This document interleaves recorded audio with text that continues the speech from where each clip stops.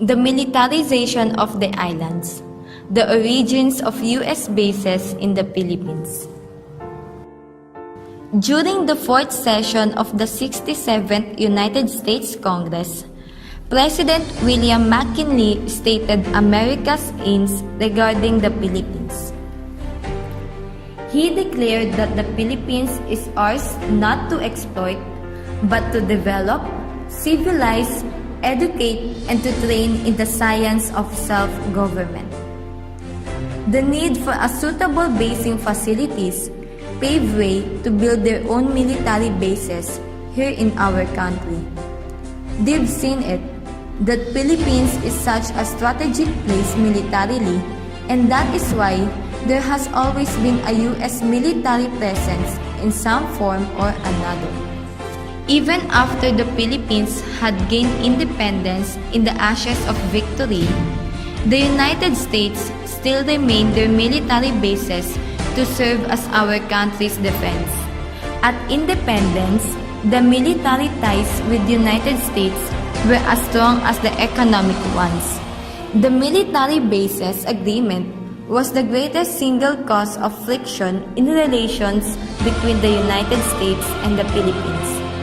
It provides assistance for the defense of the Philippines and in developing for such defense effective Philippine armed forces. Let's take a look at the different United States military bases here in the Philippines.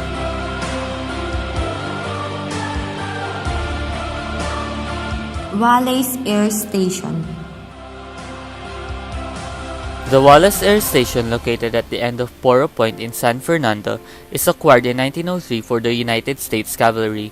It was later transferred to the United States Air Force. It is the last home of the 848th Aircraft Control and Warning Squadron, which provided logistics and administrative support to other radar detachments under its chain of command. They were deactivated in 1991 following the closing or transfer of all United States Department of Defense facilities in the Philippines. It was also home to a number of fuel storage facilities and was able to provide fuel for the occasional helicopter from the Clark Air Base or an occasional United States Navy helicopter from the Subic Bay Naval Base. For larger aircraft, the USAF would always use the San Fernando Airport. Wallace was also home to Voice of America broadcast equipment, as well as various Philippine Air Force antennas. Originally, the facility was named in honor of Second Lieutenant George W. Wallace, a Medal of Honor recipient from the U.S. 9th Infantry Regiment who was killed in action on 4th of March 1900 in the Philippines. The Wallace Air Station is now a popular tourist attraction in La Union.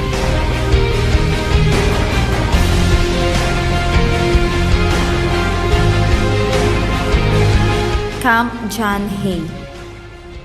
Camp John Hay, which is located in Baguio City, was established on October 25, 1903 after President Theodore Roosevelt signed an executive order setting aside land in Benguet for a military reservation under the United States Army. The site was a major hill station used for rest and recreation, or R&R, for personnel, and housed the American residents as well as broadcasting facilities of the Voice of America. Camp John Hay was the first place in the Philippines bombed by Japan in World War II at 8:19 a.m. During the Japanese occupation, General Tomoyuki Yamashita used the American residence as his headquarters and official residence. The reservation was named after Roosevelt's Secretary of State, John Milton Hay. At present, the former American R&R facility serves as a tourist attraction. Among its facilities are the 19th Tee, Halfway House, Scout Hill Baseball Field, Main Club, also known as Officers Building, the Par 69 Golf Course, several restaurants and shops, the Manor Hotel, the Forest Lodge at Camp John Hay, and the well-known Mile High Recreation Center. It was off-limits to the general public, except for some who had access due to connections or official business.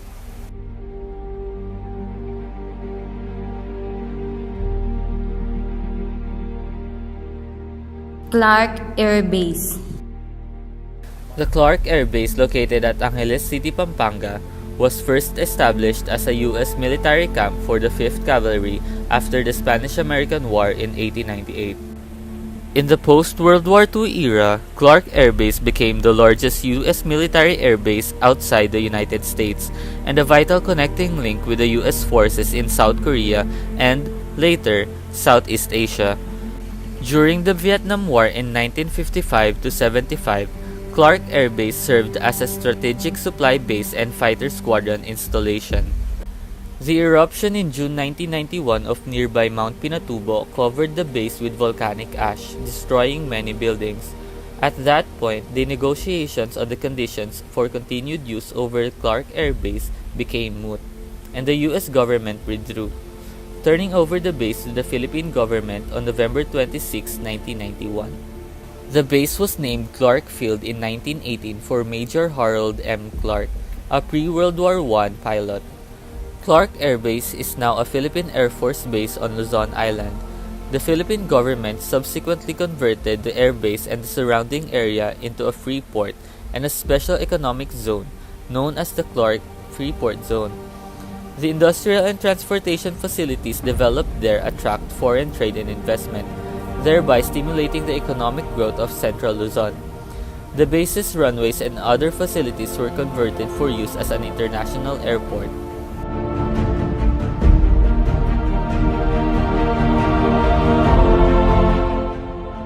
Naval Station San Miguel.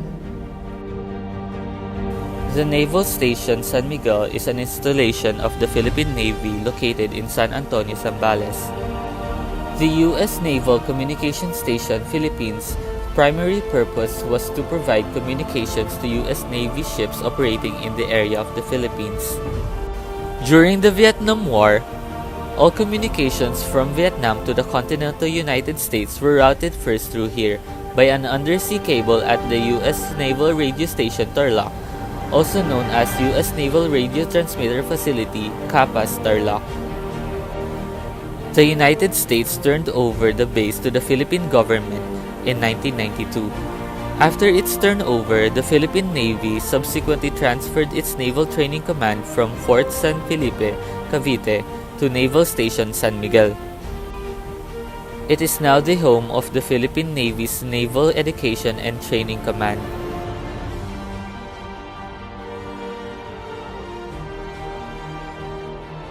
Naval Air Station QB Point. The Naval Air Station QB Point is located at the edge of Naval Base Subic Bay and abutting the Bataan Peninsula, Olongapo. It was a rugged and jungle-covered finger of land 3 miles from Subic Naval Base. Radford believed the air station would be a vital link for the U.S. Navy in the Philippines. It served as a primary maintenance, repair, and supply center for the 400 carrier-based aircraft of the 7th Fleet's Carrier Force.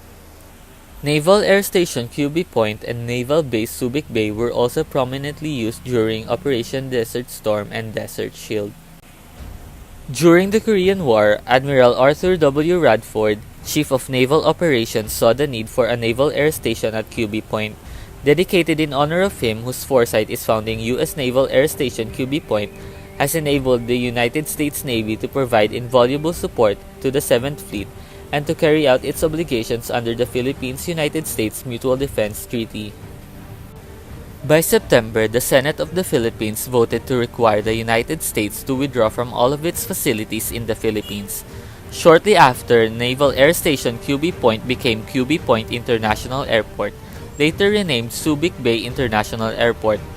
Upon closure, the vast collection of squadron memorabilia displayed in the QB Point Officers Club was shipped to the National Museum of Naval Aviation at Naval Air Station, Pensacola, Florida, and now forms the decor of the QB Bar Cafe, which opened in 1996 as the museum's restaurant.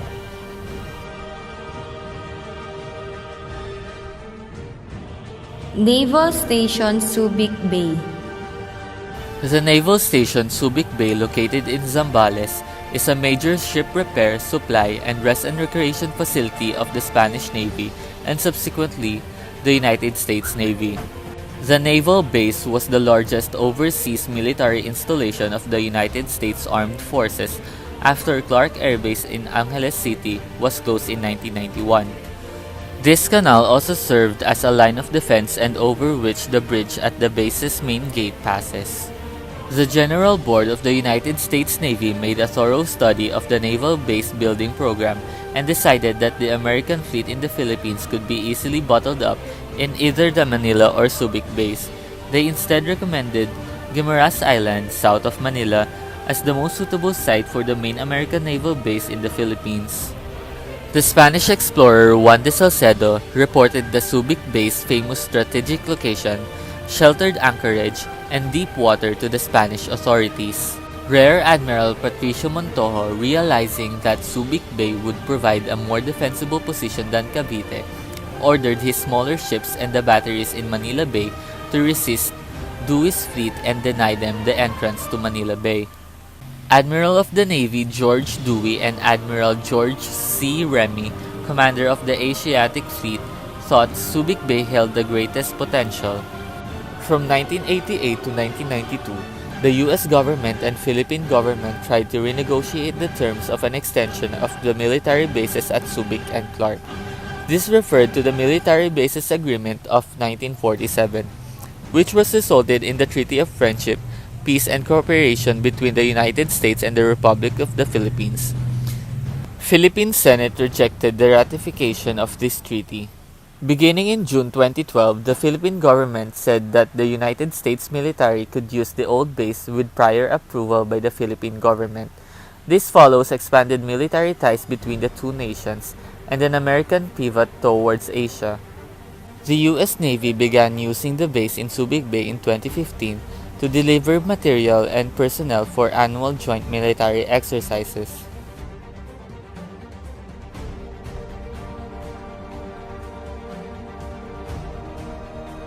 Corregidor. Corregidor Island is in Cavite, not in Bataan. The place is near the province of Bataan, but it is under the jurisdiction of the province of Cavite. Corregidor comes from the Spanish word corregir, meaning to correct. In early and pre-Hispanic times, it was likely populated by fishermen and no doubt provided a base for pirates who could easily launch an attack against any vessel entering Manila Bay. The island was designated as a U.S. military reservation in 1907, and the army post on Corregidor was named Fort Mills, after Brigadier General Samuel M. Mills, Chief of Artillery of the U.S. Army in 1905 to 1906. A regular army post was later established in 1908. Douglas MacArthur chose Bataan and Corregidor as his major defense position. After he returned to the Philippines, his principal task was to organize and train Philippine Army. Lieutenant General Jonathan Wainwright. He is promoted to temporary Lieutenant General, and he and his forces repelled the invaders for 27 days. Major General George Moore. He organized 3 commands, which are Seaward Defense, Anti-Aircraft Defense, and Beach Defense. In mid-1950s, the island became the site of a military training camp in counter-guerrilla tactics, and today, it is a historic monument or a tourist destination.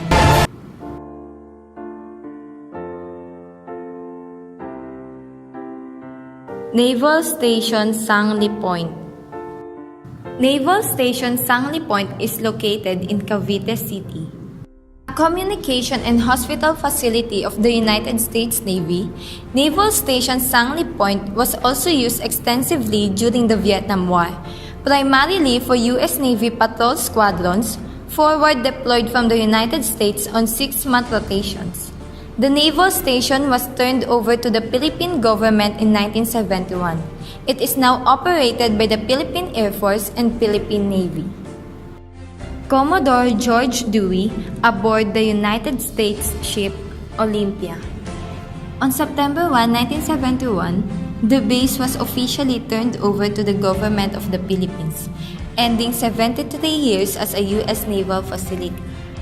Today, The airbase was renamed Major Danilo Atienza Air Base in honor for Major Atienza's action during the 1989 coup attempt in which he destroyed several T-28 Trojan belonging to the rebels.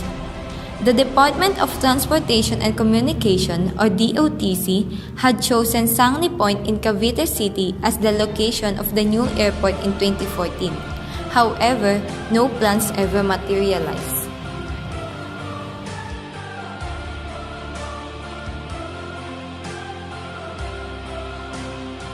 Camp Murphy, or also known as Camp Aguinaldo.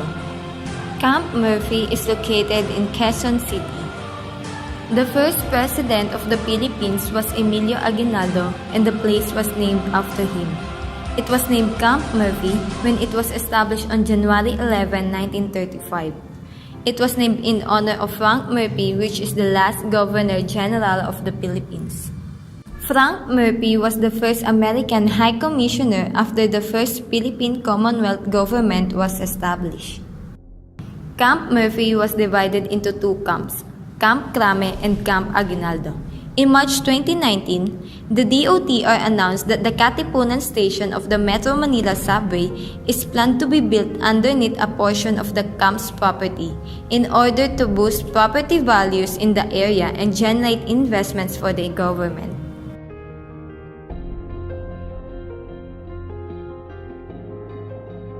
Nichols Field, or also known as Villamor Air Base.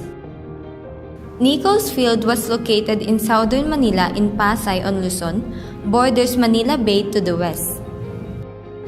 An underdeveloped U.S. Army Corps base, alternately called Nichols Field, part of Camp Nichols. It is used by the Far East Air Force Pursuit aircraft fighters. After Manila was declared an open city in the Japanese invasion, the Japanese occupied Nichols Field and used it as a military airfield and a bomber base during the occupation of the Philippines. During February 1945, Nichols Field was liberated by U.S. Army troops. At the airfield, many wrecked Japanese Navy and Army aircraft were captured, including several largely intact. It was retaken by the United States during the conflict, and it was turned over to the Philippine control in 1948. This airfield remained in use. After Philippine independence, renamed Nichols Air Base, later renamed Villamor Philippine Military Air Base. The base shares its site with the Manila International Airport, or simply Manila Airport. In 1988, the airport was renamed by the Republic Act No. 6639 as Ninoy Aquino International Airport, or NAIA, in his honor. The primary airport serving the Manila area and used as a civilian port of entry and military airport with two runways. The airport is also shared by the Philippine Air Force for use by military aircraft. Adjacent is the Villamor Philippine Military Air Base with the Philippine Air Force Museum. The base was the Air Force's largest facility and was noteworthy in that it housed the President's personal airlift wing.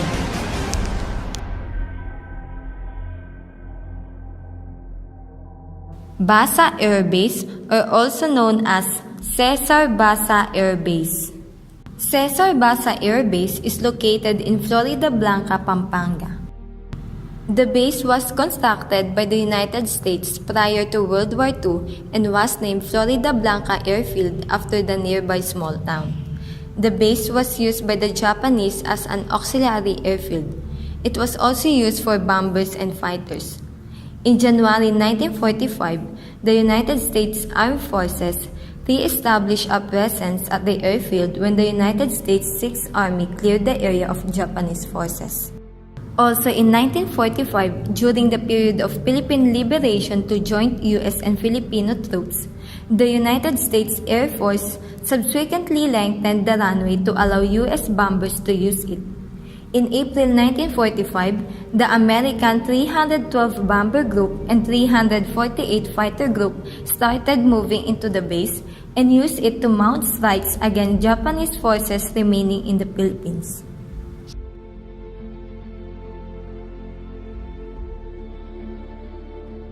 Mangaldan Airfield. Mangaldan Airfield is located north of the town of Mangaldan, near Lingayen Gulf, to the east of Dagupan in the province of Pangasinan on the island of Luzon in the Philippines.